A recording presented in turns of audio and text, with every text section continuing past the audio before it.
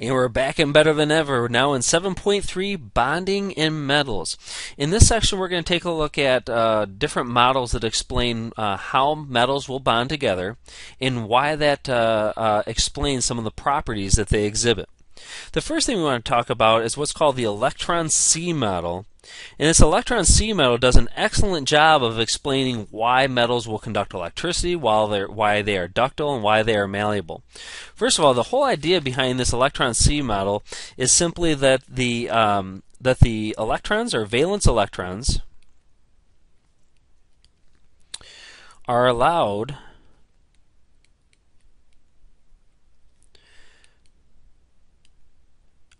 to move freely around any of the nuclei.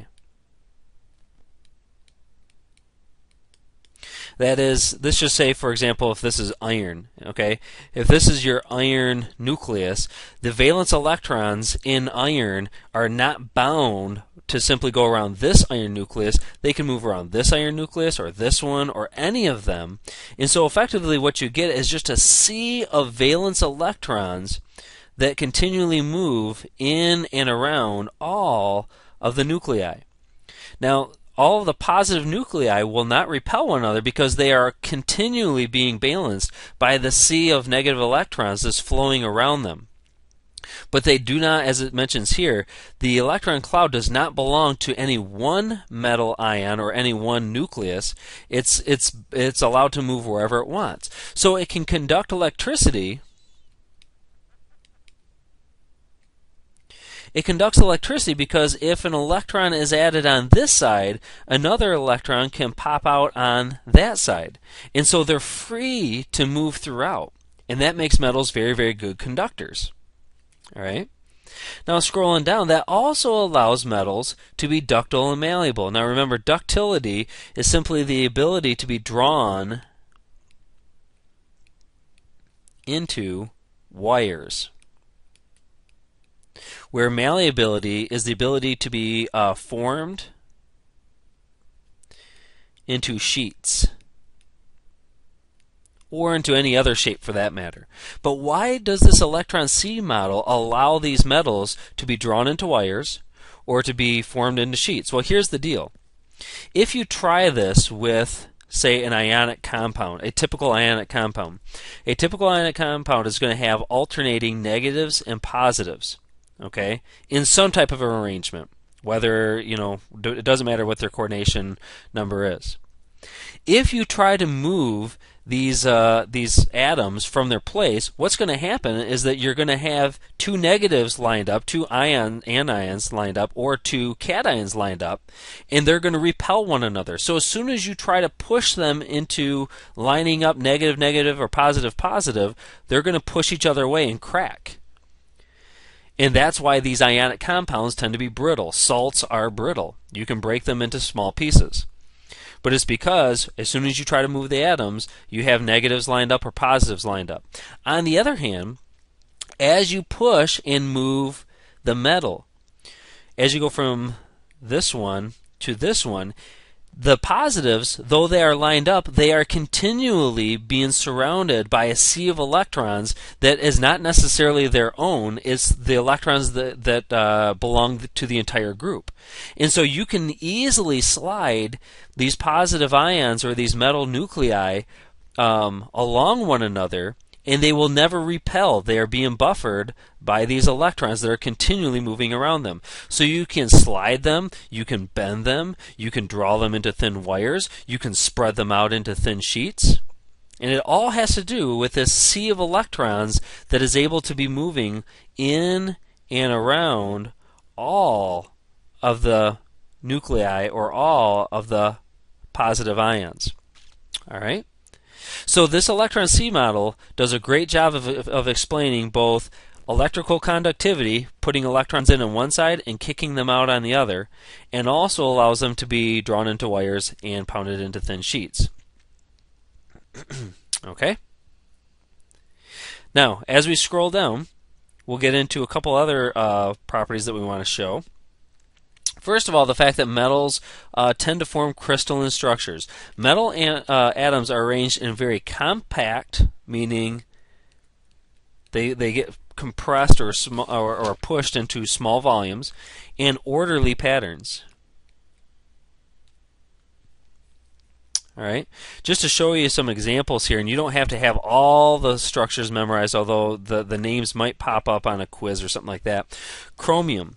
Chromium is arranged in what's called a body-centered cubic.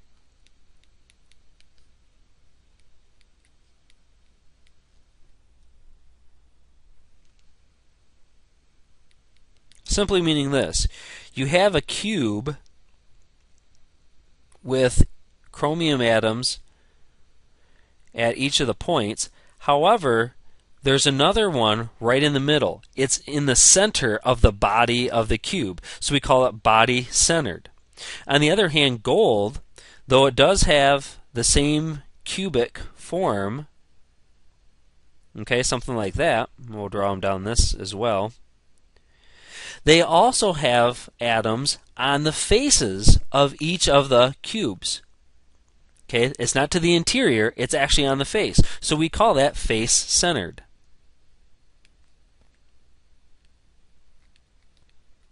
Cubic. Now, not all metals are going to be bonded in a cube. Some of them form these hexagonal shapes. All right? And so we call those hexagonal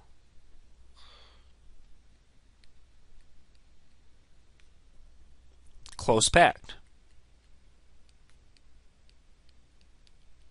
All right, and you have layers of hexagons being separated out by these other, depending on the type of metal, other forms as well, and they'll just stack on top of one another. That's what zinc does. All right, but the basic idea is that these metals are being put into very, very tight packed areas, and they can have different types of arrangements. Now, because of this, we can actually form what are called alloys. Alloys are simply mixtures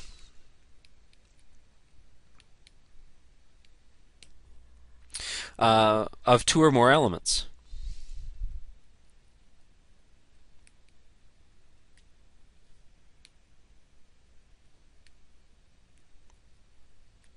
And of course, one is a metal. At least one is a metal. All right. Now they can mix together because in some cases, let me scroll back up here and change colors on you. Let's go to red here.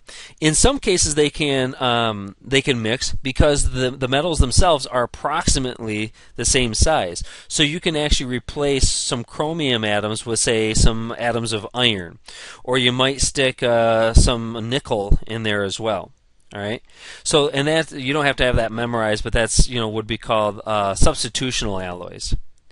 On the other hand, sometimes there are gaps inside of the metal. For example, if you look at gold here, and I'm not saying that gold will necessarily do this, but it can illustrate the point, there's nothing in the middle of the body of this arrangement.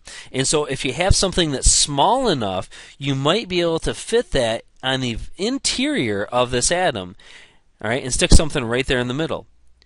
That would be called an interstitial alloy.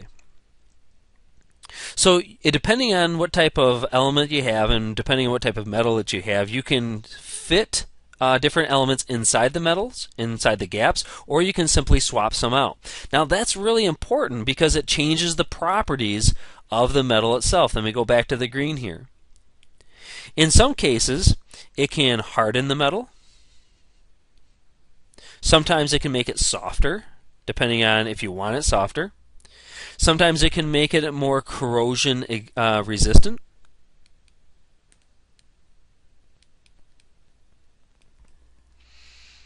Okay. Sometimes it can change the ductility or the malleability or whatever the case may be. It simply changes the property so that you can use it for whatever use that you would want. All right. In some cases, you want the metal to be able to be formed. In some cases, you don't. In some cases, you don't want something. You need something to be extra corrosion resistant. In other cases, it doesn't matter. So you can formulate your alloy for a particular need.